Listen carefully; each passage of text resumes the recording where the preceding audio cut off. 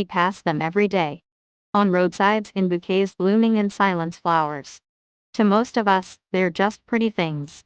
Symbols of love, apology, celebration. But flowers are far more complex than we give them credit for. Today, let's unearth the forgotten language of flowers, not just their meanings, but their hidden lives. The ones few people talk about. What if I told you that flowers don't just smell sweet, they send coded messages? Some flowers emit scents only at night, designed for nocturnal pollinators like moths and bats. Others release fragrance in stages, adjusting to the time of day and humidity. Jasmine, for example, intensifies its scent in the evening. That's not just romantic, it's strategic. These smells are chemical signals, crafted over millions of years to attract specific pollinators and sometimes to repel threats. Many flowers are not as innocent as they appear.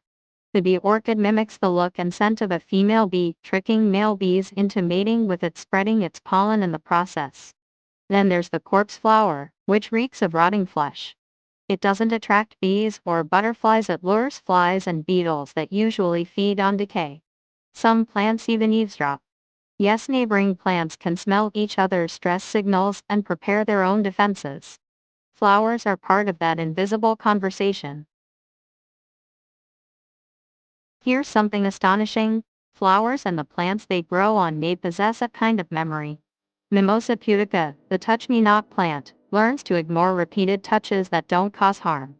This isn't memory like ours, but it's still learning. Some scientists now believe that flower-bearing plants can modify their blooming cycles based on past sunlight exposure, adapting across seasons to survive. Most of a flower's story lies underground. Take the ghost orchid, it has no leaves, barely any stem, and spends most of its life underground as a mycorrhizal parasite, feeding off fungi and tree roots. Or the voodoo lily, which lies dormant for months or years before blooming dramatically for just a few days. These flowers wait for the perfect moment, perfect weather, perfect temperature, perfect light before showing themselves. Patience is part of their language. Some flowers don't just attract life, they consume it. Pitcher plants and sundews have brightly colored fragrant blossoms not just to attract pollinators but also prey. They're both flower and trap. Insects wander in, drawn by beauty, only to meet a sticky or slippery death. These flowers evolved in nutrient-poor soils, so they found a brutal workaround: they eat. Carl Linnaeus once dreamed of a flower plot, a garden where the time could be told by which flowers were open. That wasn't fantasy. Many flowers bloom at precise hours.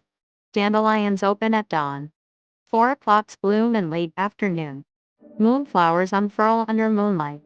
Some scientists now study how this floral rhythm may influence pollinator sleep cycles and feeding patterns. Flowers may be setting the schedule for entire ecosystems. We see red, blue, yellow, but bees, they see ultraviolet.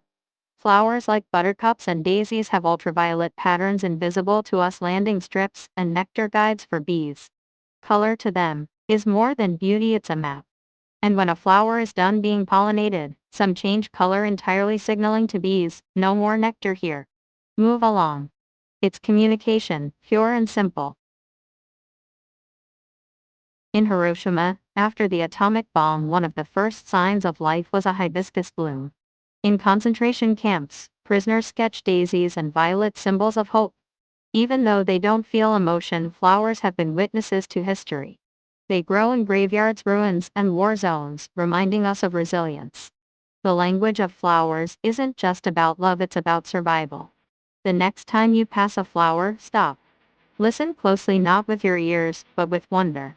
Every petal is a whisper from the earth, every scent a signal, every bloom a story, millions of years in the making. In a world full of noise, flowers still speak. We've just forgotten how to listen.